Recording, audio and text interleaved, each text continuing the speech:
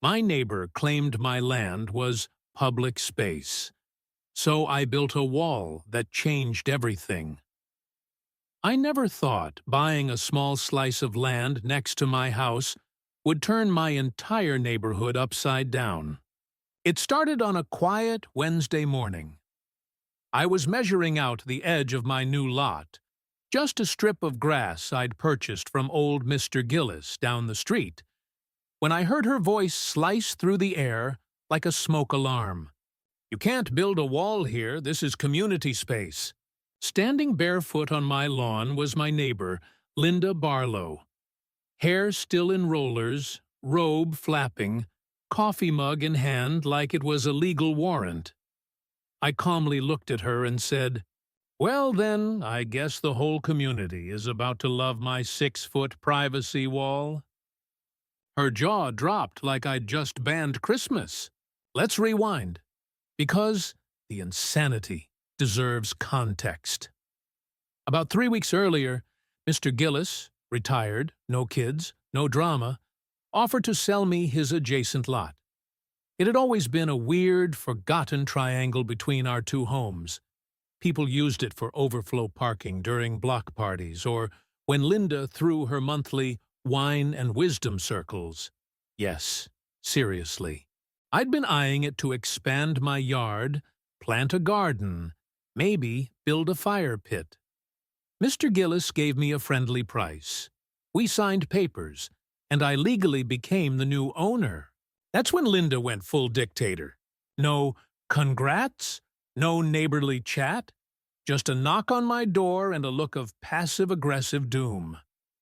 "I noticed digging," she said, tilting her head like a hawk that just spotted a rat. "Yup," I smiled. "Planting trees, just bought the lot." "You can't own that land," she hissed. "That's for the neighborhood." I literally showed her the deed. That's when she pulled out the HOA handbook like it was the Constitution and claimed that all open lots are meant to stay accessible. Her copy had sticky notes, highlights, and underlines, none of which matched anything official. But the real drama didn't start until the next day. I woke up to find 3 lawn chairs and Linda sitting in one of them on my lot, hosting a community planning session. With her were 2 of her friends, Brent, a conspiracy theorist who once tried to ban LED lights, and Martha, who thought Halloween was spiritually unsafe. They handed me a typed-up document titled Land Harmony Initiative. It looked like it was written by ChatGPT on a Red Bull binge. When I threw a backyard barbecue, she filmed it like she was working for Dateline. "No HOA permit, no environmental approval," she whispered into her phone like a budget Nancy Grace. My buddy Jake offered her a burger. She called him an accomplice. But Linda didn't stop at live commentary. She went full Karen. She circulated a petition accusing me of privatizing green space for personal gain. She printed blurry photos of random kids playing on grass, none of them from our neighborhood, and claimed they were being displaced. One neighbor told me she referred to me as a yard colonizer. And yet, I stayed calm. I filed all the permits. The fence posts arrived. And on build day? That's when Linda truly snapped. She stood in front of the construction truck like she was in a Suburban remake of Erin Brockovich.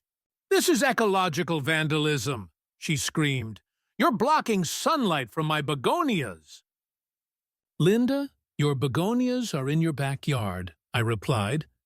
"Doesn't matter. Light flows through the soul of the neighborhood." Her logic was like Wi-Fi in a thunderstorm, unstable and full of dropouts.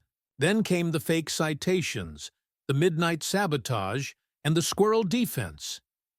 Linda tried delivering a self-made stop work order, stamped by something called the Neighborhood Preservation Council, which, by the way, doesn't exist. The seal looked like it was designed in Microsoft Paint. She also claimed my fence was disrupting wildlife migration paths and reported me to animal control because, get this, squirrels can't find their acorns anymore. I couldn't make this stuff up if I tried. But things got dark when she defaced the fence. Twice.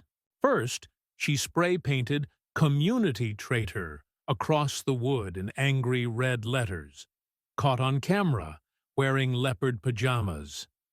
Then, she tried to destroy a panel with a sledgehammer. At 2 a.m., yeah, that's when I got serious.